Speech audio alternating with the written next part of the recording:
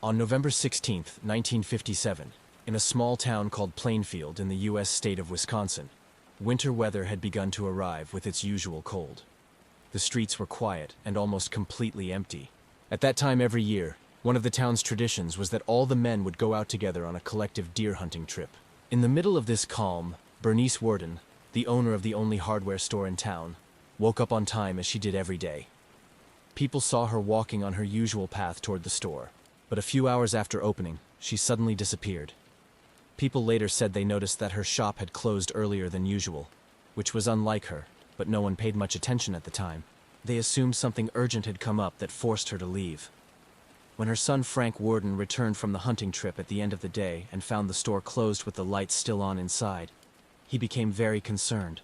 The real alarm began when he entered the shop looking for his mother and found a large pool of blood on the floor. As soon as Frank saw the blood, he called the police, starting an investigation that led them to discover a small sales receipt with the name of one of the town's residents written on it.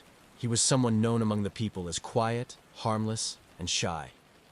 But when the police went to his farm to look for any evidence or any trace of Bernice, they found something far more horrific than anyone could imagine. From that moment on, the town of Plainfield would become the home of one of the most infamous and disturbing criminals in American history. Welcome, and today I will tell you the story of the Butcher of Plainfield. But before we begin, don't forget to subscribe and activate the notification bell so you receive alerts for new stories as soon as they're released. I also want you to get this video to 2,000 likes before the next one.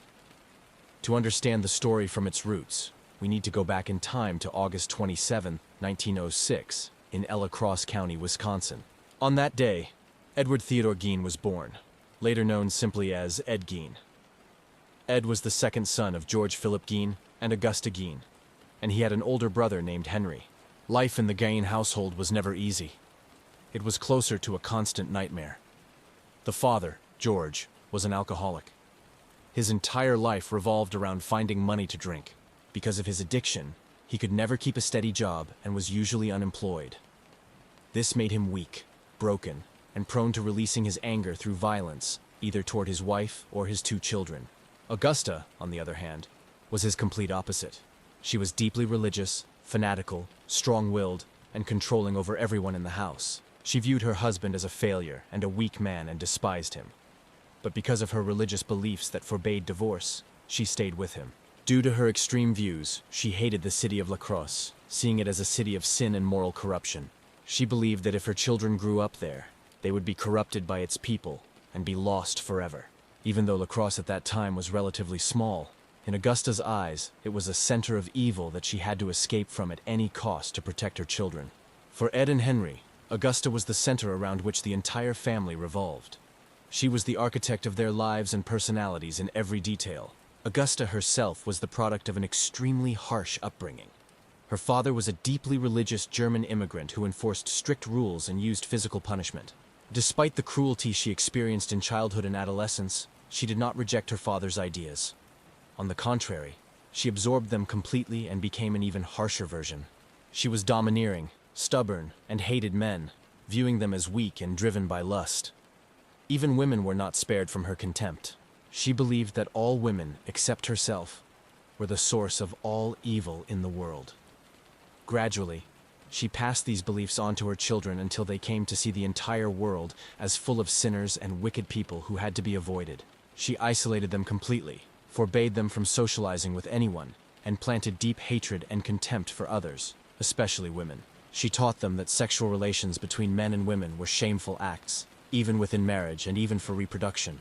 Naturally, this environment had a devastating effect on the boys, especially Ed, who became pathologically attached to her. He saw her as perfect and infallible, and her words became sacred law that could not be questioned. In 1914, when Ed was about 8 years old, Augusta decided she could no longer tolerate the corruption of La Crosse. Overnight, she decided the family had to leave the city and move somewhere isolated. She sold their grocery store and used the money to buy a 150-acre farm in a remote area near a small town called Plainfield. The farm was about 9 miles from the town center, isolated and rarely visited by anyone, which was exactly what Augusta wanted. Plainfield itself was extremely quiet, almost boring. Nothing ever happened there. The population ranged between 700 and 800 people at most, to the point that a state travel guide at the time described Plainfield as a town without defining features. But for Augusta, the move was a victory. She could finally withdraw from the world with her children almost completely. Ed and Henry rarely left the farm, and they were forbidden from forming friendships. School was their only chance to see other children, but even that opportunity was surrounded by restrictions. Ed, by nature shy, struggled greatly to make friends. His classmates saw him as strange because of his unsettling stares and his extreme nervousness when spoken to. He also had a very unusual habit of suddenly laughing loudly for no apparent reason, which made him a target for bullying and deepened his isolation. Even teachers noticed that something was not normal and tended to avoid him. On the one day Ed finally managed to make a friend, Augusta immediately intervened, refused to let the boy visit their home, criticized the child and his family, and forbade Ed from ever speaking to him again. When Ed was around 12 years old, she forced him to drop out of school to work with her on the farm. This increased his isolation even more. His only escape became books. Reading was his sole passion, and his only way to flee reality into imagination and stories. Over time, isolation became part of his personality. Ed grew up with no experience in human relationships. His only emotional bond was with his controlling mother. On April 1st, 1940, George Gein died. His death caused no sadness in the household. On the contrary, it was a relief for Augusta and her sons. To them, George had been nothing but a burden, and his death felt like the removal of an obstacle. At the time, Ed was 33 years old, and Henry was already a grown man. Yet both were still completely under their mother's control. After their father's death, Augusta ordered them to work to support the household. Ed began working as a handyman, doing odd jobs for neighbors and nearby farmers. This allowed him to become more known in the Plainfield community, where he developed a reputation as a quiet, shy, obedient man.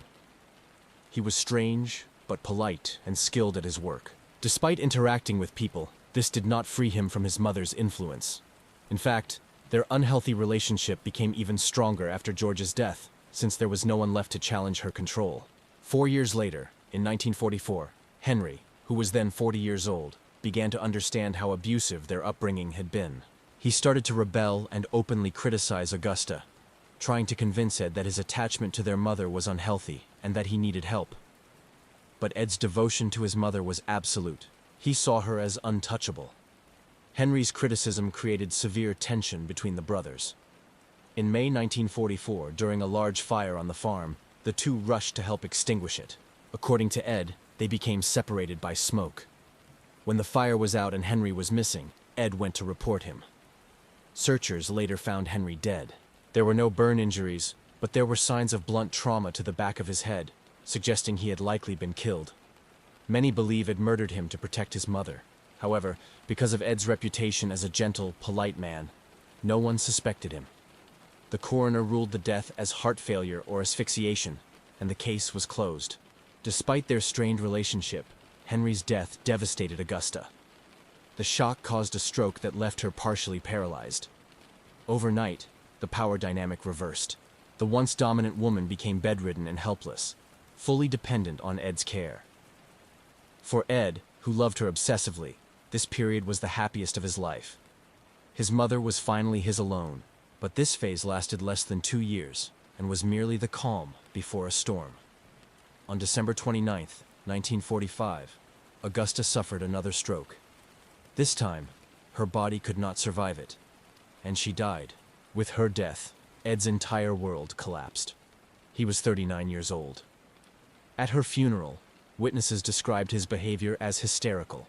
He did not grieve like an adult man, but screamed and cried like a lost child.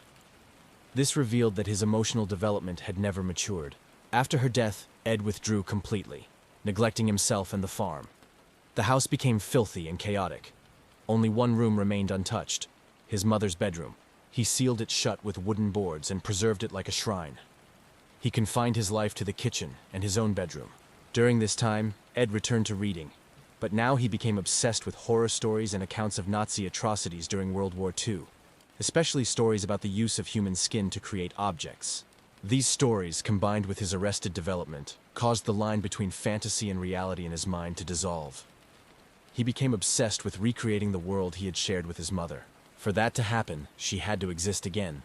In 1947, Ed began acting on this obsession. People noticed him frequenting the Plainfield cemetery, but no one found it strange since his mother was buried there. In reality, Ed was monitoring obituaries in local newspapers. Whenever a middle-aged or elderly woman who resembled his mother died, he would exhume the grave and remove the body or parts of it. He continued this from 1947 to 1952. The reason he turned to others was that he had initially tried to exhume his own mother, but failed because her grave was reinforced with concrete. After 1952, frozen ground made grave robbing difficult, but his obsession escalated. Instead of stealing bodies, he decided to create them himself. His first known victim was Mary Hogan, the owner of a roadside tavern. She was known for her loud, dominant personality, traits that reminded Ed of his mother. On December 8, 1954, she disappeared. Blood and a spent cartridge were found, but her disappearance received little attention. When people jokingly asked Ed about her, he replied that she was at his house. Everyone laughed, assuming it was one of his strange jokes. For the next 3 years, Ed lived among the townspeople normally, entering many of their homes, completely unnoticed. During this time, he became fixated on Bernice Worden. On November 16, 1957, the first day of deer hunting season, Ed visited her store, bought antifreeze, then returned and asked to see a rifle. When she turned her back, he shot her and took her body to his farm. That evening, the investigation led police to Ed's property. What they found there revealed the full extent of his crimes. Ed Gein was arrested, confessed, and was later found legally insane. He spent the rest of his life in a psychiatric institution, where he died on July 26, 1984, at the age of 77, from lung cancer. He was buried in the Plainfield cemetery next to his mother. And that is the end of the story. If you have another story you'd like to hear, write it in the comments. Subscribe, like, comment, and share the video with anyone you think would enjoy it. I'll see you next time with another story.